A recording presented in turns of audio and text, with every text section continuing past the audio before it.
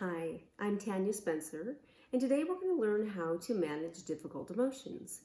We're human and we have emotions. Even animals have emotions. So perhaps feeling emotions is to be alive. But sometimes it can feel as if we're drowning in them, right? Maybe you've had the experience of ruminating over and over in your mind something that you said, something that someone else said, or even a difficult situation. It never does any good, and maybe you'd like to know how to stop this unpleasant process. So today we're going to talk about what exactly emotions are and how to find a little space between ourselves and the emotions by viewing them with curiosity and kindness. So, what scientifically are emotions? This may surprise you, as it did me, but emotions in their basic form arise in the body as sensations. And what are sensations? But energy. Energy flowing through the body. But then the brain instantly attaches a label to the sensation and names it love or guilt or happiness or sadness. And this happens so instantaneously, we don't even know it's happening. Now, I always thought it was the other way around. I thought my body felt a certain way because of an emotion, but the sensation happens first. And the labels that the brain attaches to the sensations we learn in infancy and childhood. So different people, families, cultures can interpret sensations in different ways. So we rarely slow down the process to notice the sensations in the body giving rise to our emotions. So the magic comes when we learn how to slow it down. Now, in meditation, when we just reflect on the sensations in the body, whether that's the in-breath and the out-breath, or the sensations in the hands, or the sensations in the feet, what we're doing is we're reconnecting the body with the mind. And when we get better and better at noticing these sensations, we get better and better at emotional regulation. So to learn how to do this, there's a 4-step method called RAIN. And RAIN stands for recognize, allow, investigate, and non-identify. And this is how it works.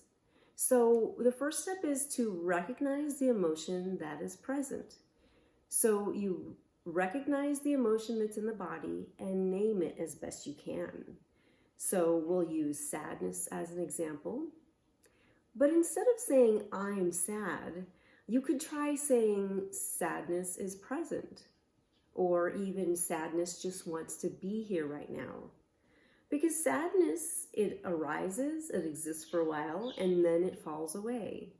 Sadness is a passing phenomenon. Okay?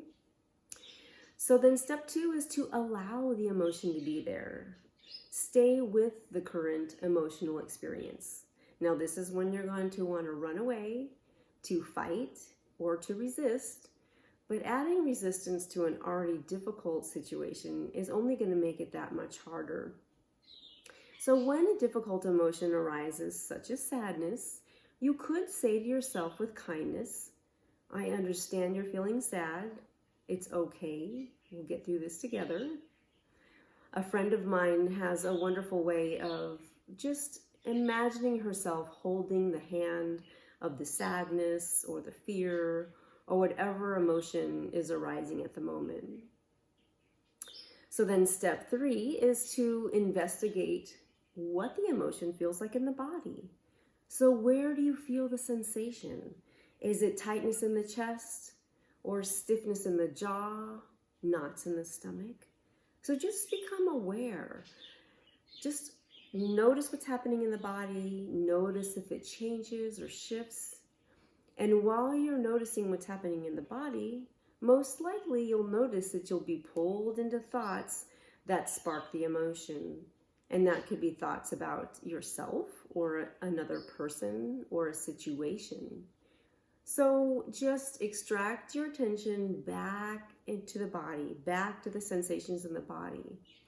Because without the thoughts to spark the emotion becomes very fluid and it can't actually sustain itself for very long. You could think of it like a fire. If you don't keep putting sticks on a campfire, it will very soon just extinguish. So then step 4 is non-identifying with the emotion. And what that means is you and the sadness are not one and the same. Sadness is a passing phenomenon. You are separate from it. And this just lets you know that everything is fluid. Everything is constantly changing. You know that you can feel sadness and happiness. You can feel anxiety and peace. You can feel fear and courage. Emotions come and go. Things are constantly fluid. Energy is constantly flowing. So those are the 4 steps, and these 4 steps don't have to take very long. Sometimes you can do them in a matter of seconds, but it's a way to break yourself out of a trance of a particular emotion, to not be drowning in it, and also to not deny it. Because if we deny emotions, they will pester us until they get our attention. And so it seems like when we give emotions our attention, they feel like they've had their say, and then they can go on their way. It's a very healthy way of dealing with the more difficult emotions that we can face in life. So to practice this technique, you might want to try the rain meditation that's posted here and just see if that works for you. Thank you for listening, and as always, please feel free to post questions or comments below, and we'll see you again soon.